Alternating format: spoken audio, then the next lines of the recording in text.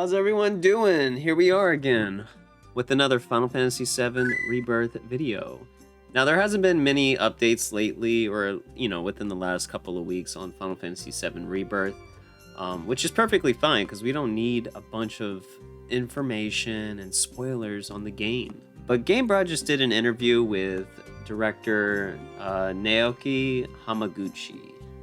I hope I'm saying that right. The director, Naoki Hamaguchi, had quite a few juicy things to say during the interview. Let's get into it. Alright, what's up, y'all? Hey, I'm in a box. Y'all can see me here. Now, shout out to Naoki Hamaguchi for taking his time from his busy schedule to discuss the most anticipated game of 2024. The first question Hamaguchi was asked, approximately how big will the locations be? Hamaguchi advised that compared to the original version, there will be extensive exploration in Rebirth. Also, they spent a lot of time just working on the graphics in these open world areas. Now, this is excellent because it sounds like we will be able to explore the world map in much greater detail than the original. In the original, once you get to the open world, there's not a whole lot to do, which is perfectly fine, but in Rebirth, it looks like exploration won't just be an illusion, and that we will in fact be able to just get lost in exploring all the areas of the map.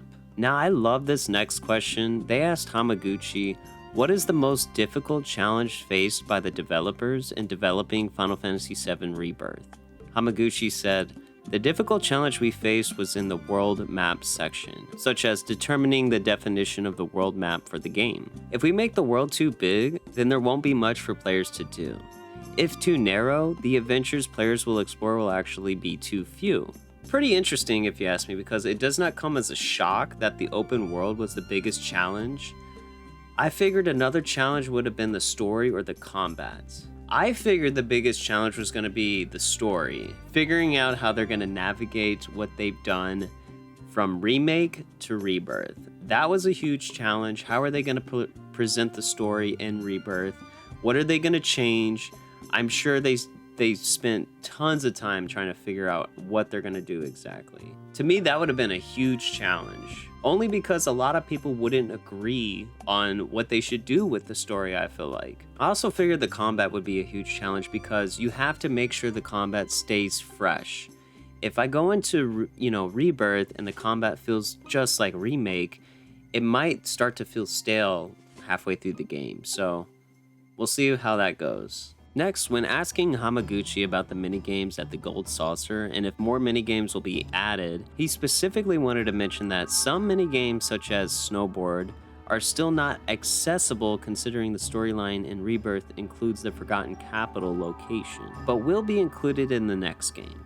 Dang, I don't know why, but I would have thought the Snowboard minigame would have been at the Gold Saucer upon visiting, but again, this makes sense because when you play the original, you don't do the snowboard minigame until after the Forgotten Capital, I believe. This is going to end up being a minigame that we complete at the beginning of Part 3, I believe, since this game will end at you-know-where with you-know-what.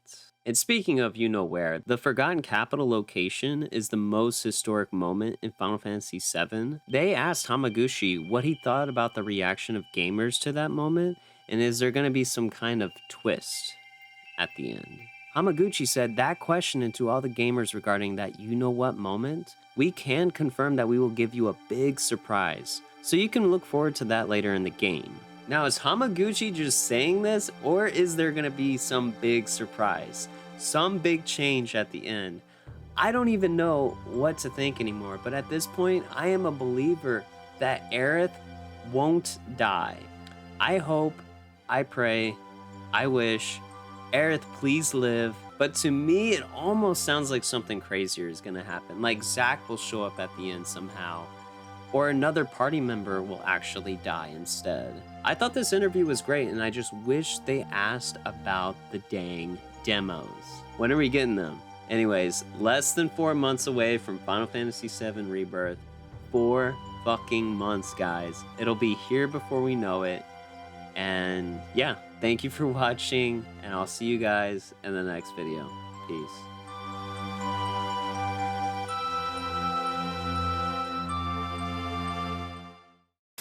It's my in a box.